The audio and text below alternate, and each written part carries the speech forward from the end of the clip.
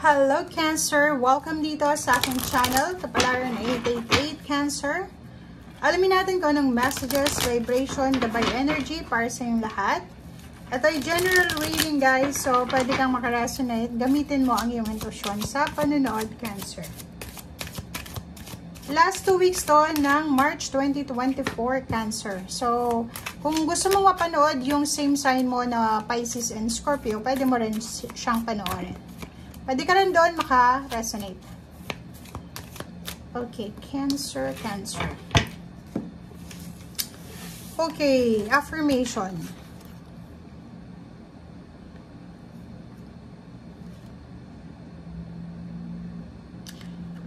Okay, so nakikita natin dito guys na merong mga Cancer. Sobrang, alam mo yung Cancer, sobra silang ambitious. Sobrang ambitious sila. Ang dami-dami nilang plano.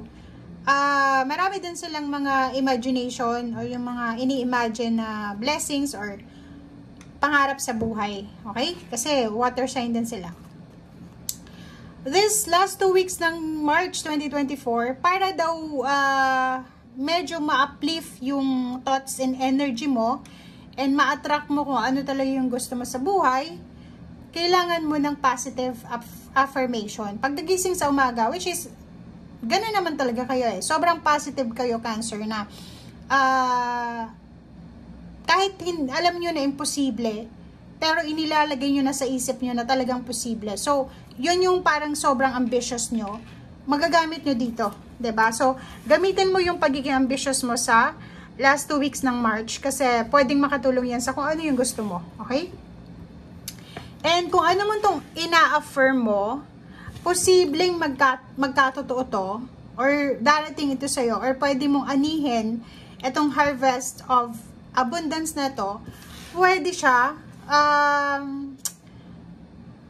mga September siguro. September, October, November. Parang gano'n. So, siguro may wini-wish ka, Cancer, regarding, pwede din siyang hindi naman siya last 3 months ng 2024, or pwedeng may ina-affirm ka para sa June, July, and August siguro. So, sinasabi ng Baraser dito na walang imposible. Okay? Lalo na ikaw na sobra kang ambitious and driven. Okay, so may Cancer din dito na posibleng may pinaghahandaan silang travel, relocation, or maybe mga plano sa buhay. So, pwedeng yun yung yun yung ina-affirm mo or parang minamanifest mo yung travel. But yung travel na to, sinasabi ng baraha na posible siya this year, pero pwede siyang October, November, December, or pwedeng September, October, November. Okay? Thank you, Cancer.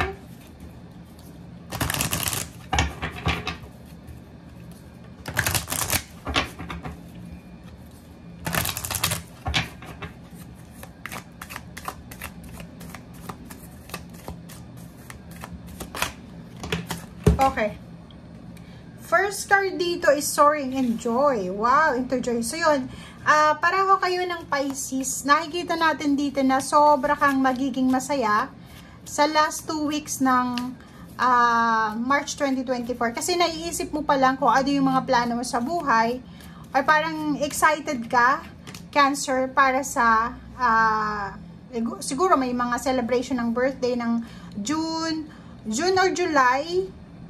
Or pwedeng June and July, parang yun yung pinakamasayang buwan sa'yo na marami kang isi-celebrate siguro. So, kaya sobra kang excited sa ngayon. Okay? Makakatanggap ka din ng mga channeled messages from your angels. And, posibleng, yun, maraming blessings na minamanifest kayo. Or marami kayong pinagpipray na posibleng may mga signs, symbols, synchronicities na ipapahiwatig ang ating angels, guides, and universe sa pamamagitan ng pagtulog nyo, panaginip, or may mga synchronicity. Diba? So, may mga messages yan na hindi mo in-expect na para pala sa'yo. Excitement. Sobrang excited ka para sa susunod na mga buwan.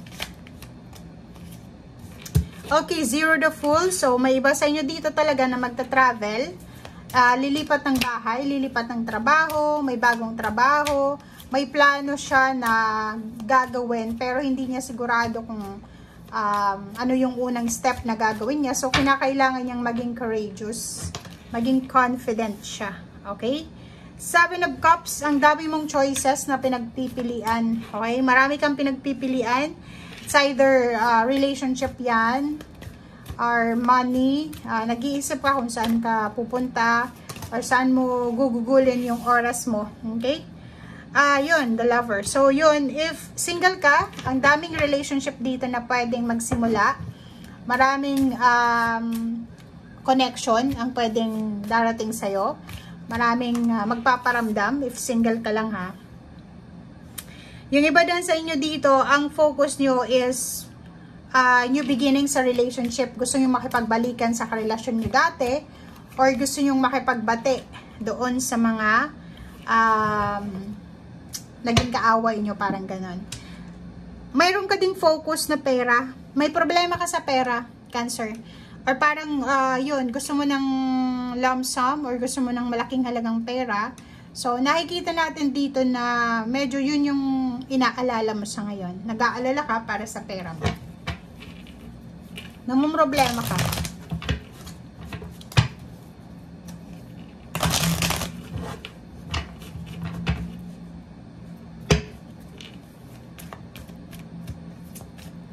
Okay, ano pa ba?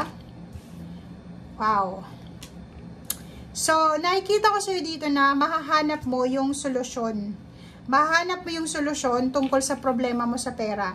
For example, may mga ari-arian ka, pwede mong ibenta siya. Yun yung sinasabi ng baraha. Kasi may, like for example, may kailangan kang pera ngayong Marso, or March, April, May, June, July. Yun na nga, diba? Kailangan mo ng pera eh. Or even until August. Kailangan mo ng pera. So, posibleng hihingi ka ng tulong sa isang taong kakilala mo, sa pamilya mo, or sa kung sino man siya. So, makakatanggap ka ng enlightenment. Yun, liwanag, diba? Makakatanggap ka ng advices, or ng kung ano man yun siya, na opinion, tungkol dyan sa problema mo sa pera.